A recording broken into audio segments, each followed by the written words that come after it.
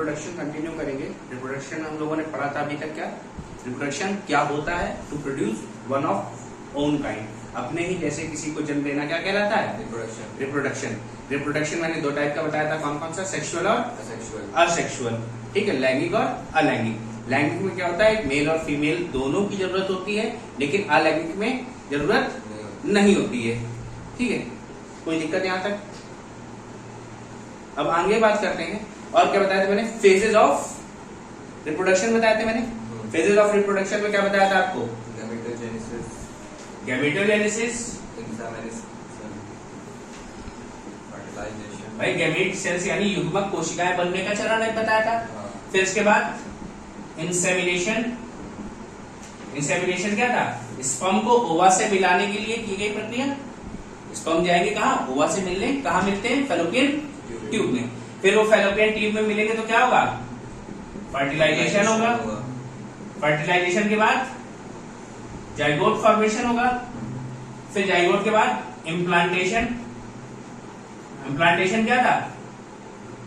जो जाइगोट कहाँ होता है? यूट्रस के वॉल पे आके चिपक जाता है। ठीक है, फिर इसके बाद इम्प्लांटेशन के बाद गेस्टेशन पीरियड, यानी अब क्या? बच्चे का विकास शुरू होगा। 9 महीने तक वो मां के गर्भ में रहेगा। इसी बीच में 1.5 महीने में उसकी क्या होती है? धड़कनें स्टार्ट हो जाती हैं।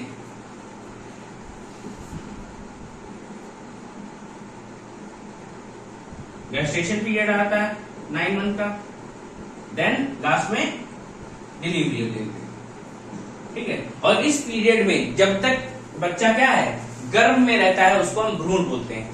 चाहे वो 1 दिन का हो या 9 महीने का हो, जब तक वो मां के गर्भ में है उसको क्या बोला जाता है? भ्रूण यानी एम्ब्रियो।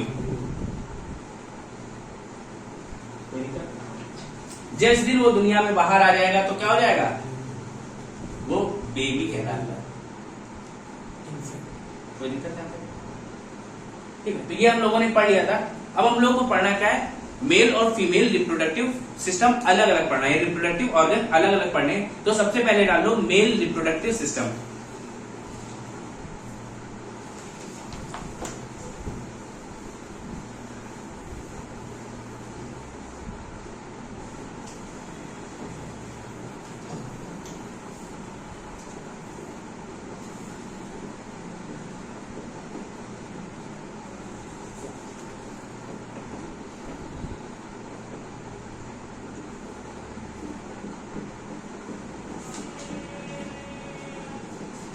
पुरुष जनन तंत्र। तो पुरुष जनन तंत्र की बात करें तो ये एरिया क्या होता है? तो ये जो आपके एब्डोमेन है, पेट दिख रहा है, एब्डोमेन के नीचे वाला एरिया, इसको क्या बोला जाता है? Pelvis region.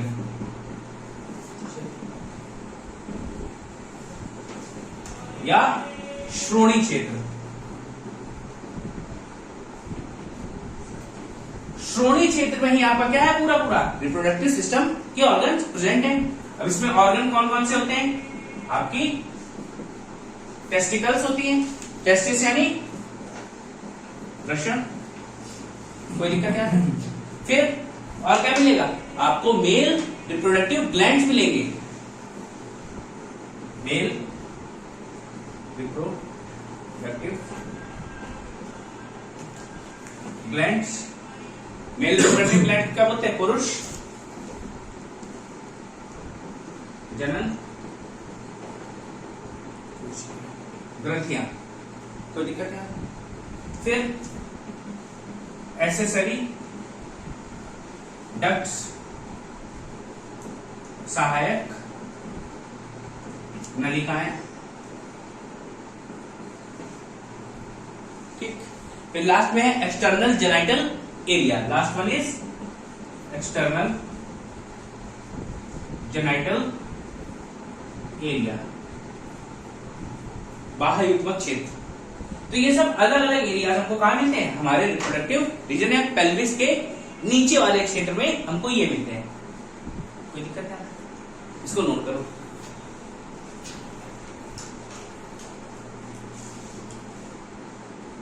तो भैया क्या था? ये हमारा जो एब्डोमेन की नीचे वाला क्षेत्र है जहाँ पे हमारे जनन अंग होते हैं उसको क्या कहा जाता है? Pelvic region. ये अंग कौन कौन से हैं? टेस्टिस आपके होते हैं वहां पे अंगों में। एक क्या है?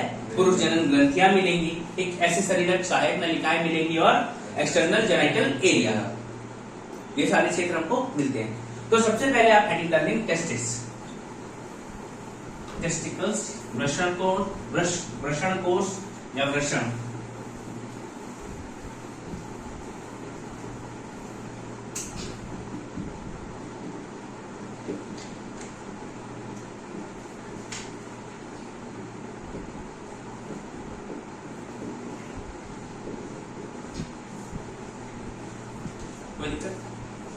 कितने होते हैं ये?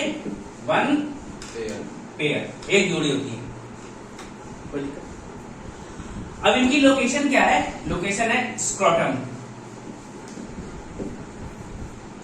ठीक है, स्क्रोटम क्या है? स्क्रोटम एक कैसा है? पाउच लाइक स्ट्रक्चर है। आपके पेनिस के नीचे क्या है? एक पाउच लाइक स्ट्रक्चर है जिसमें क्या है? 2 टेस्टिस है। कोई दिक्कत?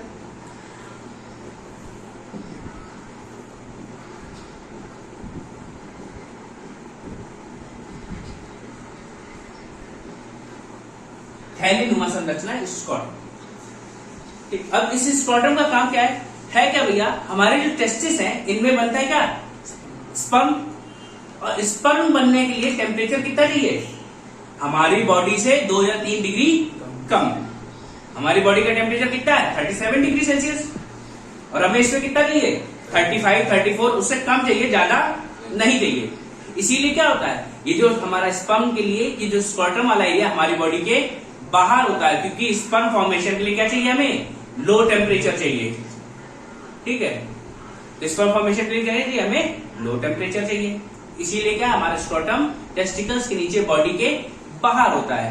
इसीलिए जब भी आप बाथरूम जाएंगे यानी पेशाब करने जाएंगे तो पेशाब गर्म होगा, इंस्टेड ऑफ सीमेन जो आपका निकलेगा वो क्या होगा? इतना गर्म नहीं होगा। क्यों? सीमेन आपका बॉडी के अंदर से बॉडी के बाहर से आ रहा है। ठीक है, तो स्क्रोटम क्या है? बाहर है, तो सीमेन का टेम्परेचर कम होगा। लेकिन वहीं जब आप पेशाब कर रहे होंगे यानी यूरिन पास कर रहे होंगे तब उसका टेम्परेचर ज्यादा होता है। कोई दिक्कत नहीं आता?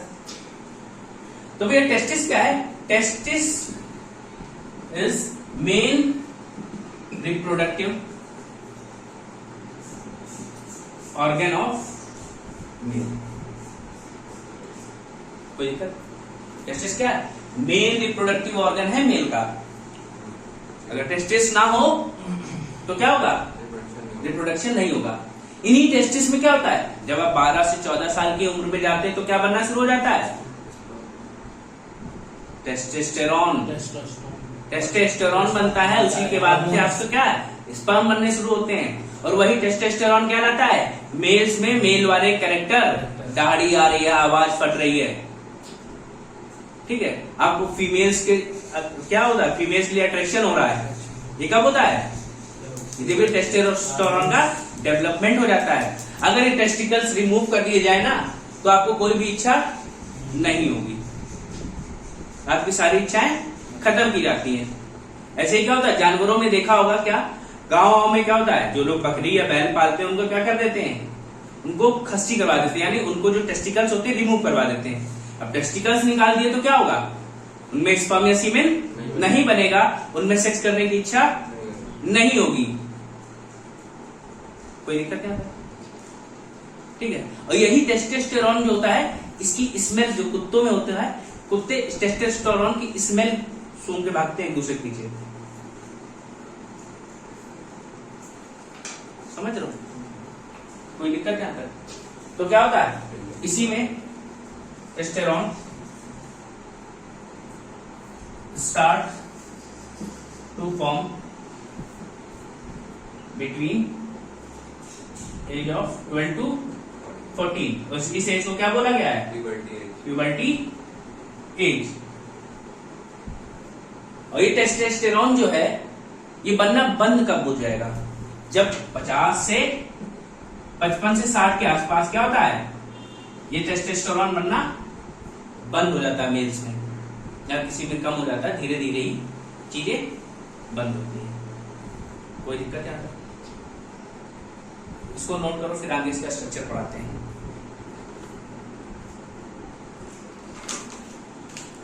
अब देखो भैया इसका स्ट्रक्चर देखोगे,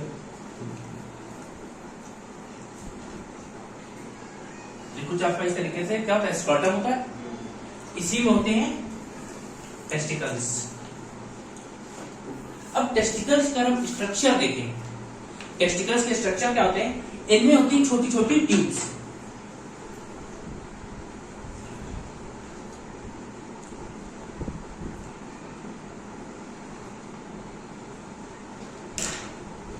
इन ट्यूब्स को बोला जाता है सेमीफेरस टिब्यूल, ठीक है। और यही सेमीफेरस टिब्यूल में स्पर्म बनना स्टार्ट होता है, ठीक है।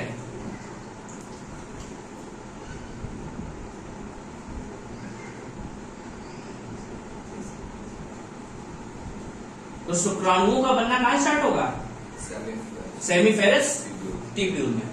अब ये सेमीफेरस टिब्यूल क्या करती हैं, ये क्या करती हैं, ये जब मिल जाती हैं, ये बनाती हैं कई सारी मिल जाएंगी, तो इनको बनाती है टेस्टिक्युलर लोब्यूल, टेस्टिक्युलर लोब्यूल। ये एक टेस्टिकल में 250 होते हैं, 250 नहीं, टेस्टिक्युलर लोब्यूल, टेस्टिक्युलर लोब्यूल कितने हैं, 250, उसी के अंदर है। जब ये सेमीफेरस ट्यूब्यूल बने छोटी छोटी, उनसे मिलकर क्या बना, टेस्टिक्युलर लोब्यूल। इसलिए कितनी होती है, एक टेस्टिकल में 250 के आसपास, एग्जैक्ट नहीं होता, थोड़ा बहुत कम ज्यादा हो सकता है, कोई दिक्कत नहीं है, ठीक है। हाँ, टेस्टिकल्स में कोई दिक्कत। तो फॉर्मेशन ऑफ स्पर्म कहाँ होता है, सबसे पहले सेमीफेरस टिब्यूल में, ठीक है। इसको लिखो, फिर एक स्ट्रक्चर बनाते हैं, जल्दी नोट करो। फिगर बनाना है, पहले ये बनाओ, फिर इसके बाद अलग से एक बनाएंगे।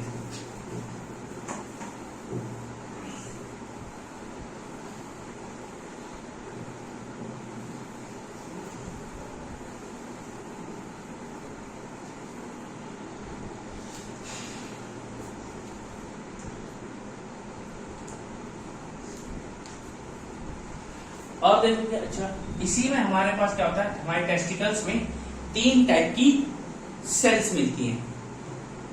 टेस्टिस में क्या होता है, there are 3 types of cells in testis. कौन कौन सी, पहली होती है जर्म सेल, ठीक है। तो जर्म सेल का काम है, जो आपका स्पर्म फॉर्मेशन है, सबसे असली काम कौन कर रहा है, जर्म सेल।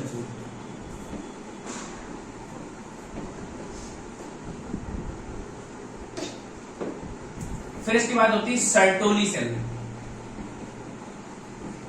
सर्टोली सेल क्या है, अब स्पर्म जो है, स्पर्म क्या एक सेल है, तो इनको क्या चाहिए, न्यूट्रिशन चाहिए। उनको न्यूट्रिशन कौन देता है, Sertoli cell provide nutrition to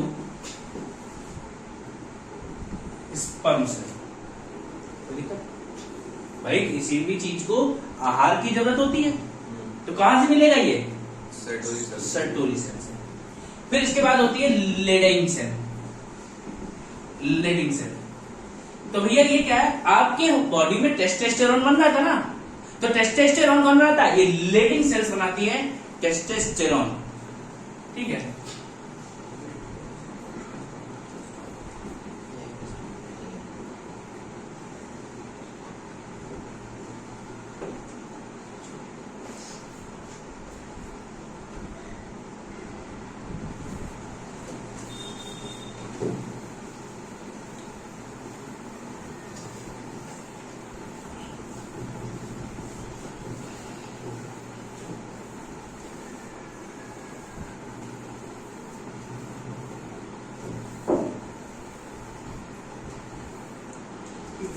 तो स्पर्म की ड्यूरेशन क्या होती है, या लाइफ स्पैन बोलते हैं, 20 मिनट्स, 20 मिनट तक रहता है, ठीक है। एवरेज 15 मिनट होती है। अब किसी किसी को जल्दी बन जाता है, 1-2 मिनट में बन रहा है, तो क्या हो रहा है, उसको दिक्कत होती है, वो डॉक्टर के पास जाता है। समझ रहे हो? फिर इसके बाद स्पर्म काउंट की बात करें, कितना था? 15 मिलियन से 200 मिलियन पर ml, ये स्पर्म काउंट है। और एक बार में लगभग 7 ml स्पर्म या सीमेन निकलता है।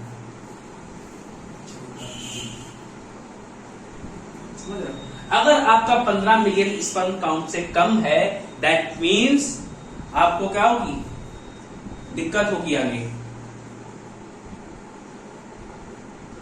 आपका क्या है? आपके स्पर्म ओवा से जाके मिल नहीं पाएंगे क्योंकि इनका काउंट कम है। कैसे, वो भी अभी बताऊंगा। जब आप फीमेल रिप्रोडक्टिव सिस्टम पढ़ेंगे तो वहां समझ में आ जाएगा। कोई दिक्कत नहीं आता। तो कितनी होती लाइफ? 20 मिनट। कितना स्पर्म काउंट? 15 मिलियन से 200 मिलियन पर ml। इसमें कितने? 7 ml स्पर्म एक बार में निकलता है लगभग। ठीक है, थोड़ा बहुत कम ज्यादा भी हो जाता है, उससे कोई दिक्कत नहीं है। लेकिन अगर बहुत कम हो रहा है तो क्या है? तो दिक्कत हो जाएगी। कोई दिक्कत नहीं आता। नोट करो इसको, फिर एक डायग्राम आते हैं।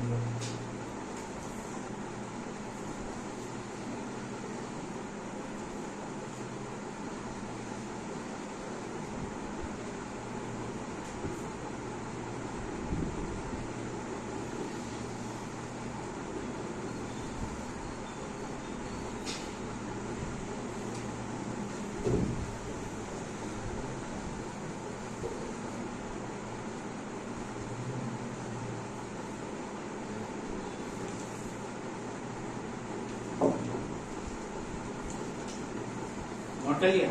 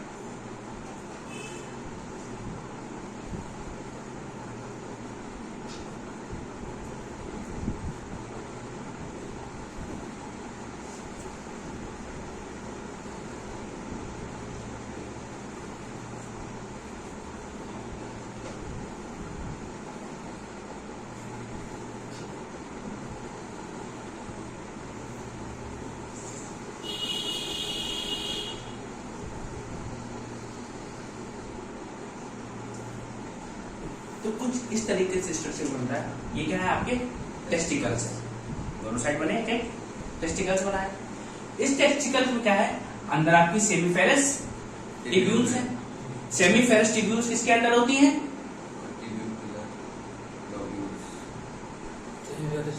किसके अंदर होती हैं? Testicular lobule. टेस्टिकुलर लोब्यूल के अंदर थी कितनी? 250 जो थी। अब क्या हुआ? जब सेमीफेरस ट्यूब्यूल में क्या बना था? स्पर्म बना। तो ये क्या था? इमेच्योर थे। इमेच्योर का मतलब क्या है? जब आपका स्पर्म बना, इसमें टेल वाला हिस्सा होता है। अगर ये टेल वाला हिस्सा ना हो तो इसमें मूवमेंट भी नहीं होगी, टेल के साथ में मूव करता है। अगर इमेच्योर है दैट मीन मूवमेंट नहीं होगी तो क्या? ओवा से मिलेगा नहीं जाके, और क्या होगा? फर्टिलाइजेशन नहीं होगा। इमेच्योर। अब क्या है? इसको मैच्योर होना है। तो मैच्योर होने के लिए कहा जाती है, टेस्टिकल के पास एक आउटर लेयर होती है जिसको बोलते हैं epididymis.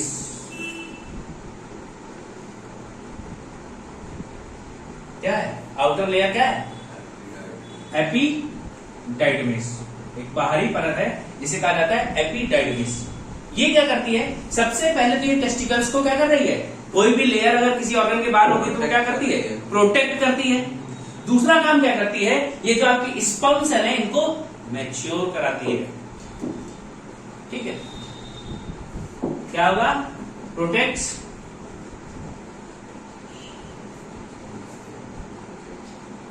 Testis and matures sperm cell. Mature कराने के बाद ये क्या होती है, ये ट्यूब में जाती है। ट्यूब दिख रही है, इस ट्यूब का नाम होता है वासा डिफरेंस।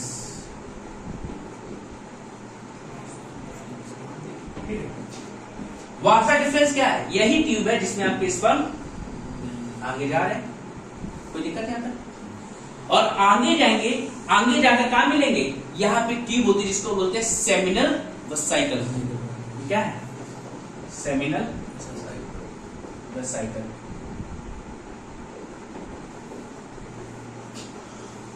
कोई दिक्कत? अब देखो भैया, जब कहते हैं क्या मेल्स में क्या किया जाता है, नसबंदी की जाती है पुरुषों में। पुरुषों में जो नसबंदी की जाती है तो क्या होता है, इस वेक्सकोटॉमी को काट के यहीं से ब्लॉक कर दिया जाता है। ब्लॉक कर दिया गया तो क्या होगा, स्पर्म आगे ही नहीं जाएंगे। अब आगे नहीं जाएंगे तो क्या है, कभी फर्टिलाइजेशन भी नहीं होगा, बनना भी बंद नहीं होंगे, बनता रहता है। ध्यान रखना कि कभी भी स्पर्म बनना नहीं बंद हुए, क्या हुआ, उनका बाहर निकलना बंद हुआ है। ठीक, कोई दिक्कत है? इसको चित्र बनाओ, फिर आगे बात करते हैं जरा। तो क्या हुआ भैया, टेस्टिकल्स में क्या हुआ, सेमीफेरस ट्यूब्यूल में स्पर्म्स बने, वो आगे पास हुए कहा, एपिडाइडिमिस में गया, वहां मैच्योर हुए। एपिडाइडिमिस क्या है, टेस्टिकल्स की आउटर लेयर है जो इसको प्रोटेक्ट करती है। फिर क्या होगा, आपका स्पर्म जो है कहां से गुजरेगा, वासा डिफरेंस से। वासा डिफरेंस से गुजरने के बाद अब आप अगली हेडिंग डाल लो क्या, male reproductive glands. Male reproductive glands में सबसे पहले डालोगे seminal vesicle.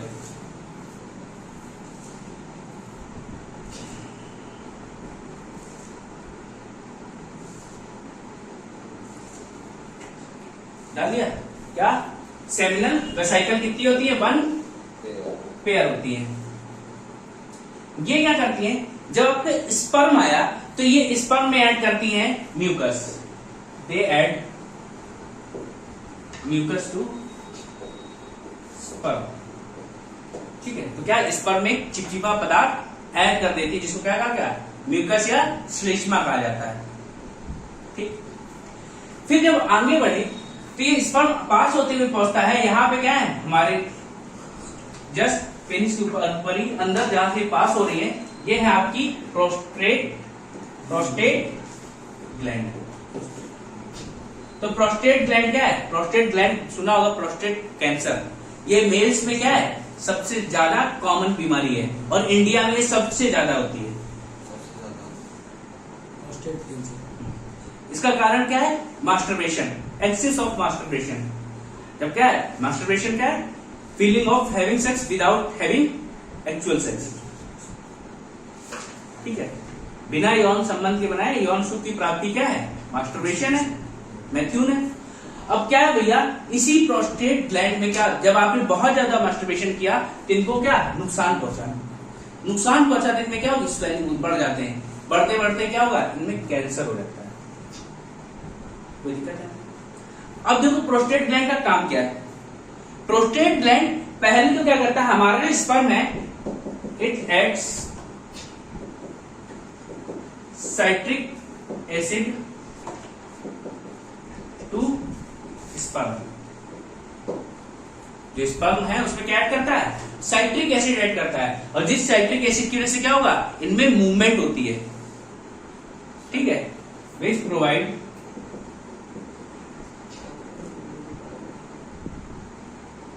Movement to sperm. ठीक है, एक तो ये बात। और देखो प्रोस्टेट का क्या काम है, ये जो प्रोस्टेट ग्लैंड है, ये प्रोस्टेट ग्लैंड अब हमारे सेमेन यानी स्पर्म और यूरिन के लिए एक सिंगल पासेज है, इसका एक सिंगल रास्ता है जिसको हम लोग यूरेथ्रा के नाम से जानते हैं। ठीक है, और जब इस यूरेथ्रा के थ्रू पास होना है तो कब क्या निकलेगा, कब यूरिन निकलेगी, कब स्पर्म निकलेगा, ये कैसे डिसाइड होगा। तो क्या होगा, जब आप खूब एक्साइटेड स्टेट में हैं तो क्या करता है, ये यूरिन वाले रास्ते को ब्लॉक कर देगा और क्या होगा, स्पर्म निकलेंगे। जब आप नॉर्मल स्टेट में हैं तो क्या, स्पर्म वाला रास्ता ब्लॉक कर देगा और यूरिन पास करा देगा। लेकिन कभी कभी जब इनमें कमजोरी होती तो क्या है, लोग रात में सोते हुए भी उनके स्पर्म इजेकुलेट हो जाते हैं। ठीक है, उसके लिए क्या डॉक्टर कहता है, डॉक्टर से ट्रीटमेंट ले लोगे तो वो सही हो जाएगा, कोई ऐसी बड़ी बात नहीं होती उसमें। तो क्या भैया, क्या प्रोस्टेट ग्लैंड क्या है, क्या कर रहे हैं, सिट्रिक एसिड ऐड करेंगे, और क्या, they will provide passes to urine and sperm separately. एक टाइम पे एक ही निकलना चाहिए, दूसरा नहीं निकलना चाहिए। और इसी के फूलनेस या स्वेलिंग आने में बड़ा हो जाए तो क्या हो जाएगा, प्रोस्टेट में बीमारी हुई, और ये आगे चल के कैंसर का रोग भी ले लेता है। कोई दिक्कत यहाँ तक? ठीक है, फिर अगला है, यहीं पे दो छोटे छोटे मटर के दाने जैसे और ग्लैंड लगे होते हैं, जिनको बोलते हैं बलबोथ्रल ग्लैंड। ये क्या करते हैं, ये आपके स्पर्म में ऐड करते हैं फ्रक्टोज। ठीक है, क्या करते हैं, they add fructose to sperm, जिससे क्या मिलती है, which provides energy to sperm. ठीक भैया, तो ये फ्रक्टोज क्या करेगा, एनर्जी देगा किसको, स्पर्म को। तो भैया अब सीमेन कैसे बनेगा, सबसे पहले क्या है, स्पर्म है, फिर इसमें क्या मिला, सेमिनल के साइकिल में गए तो वहां क्या मिला, इसमें म्यूकस मिला, म्यूकस के बाद सिट्रिक एसिड मिला, फिर क्या मिला, फ्रक्टोज। ये सब मिलके बनाते हैं सीमेन, यानी वीर्य।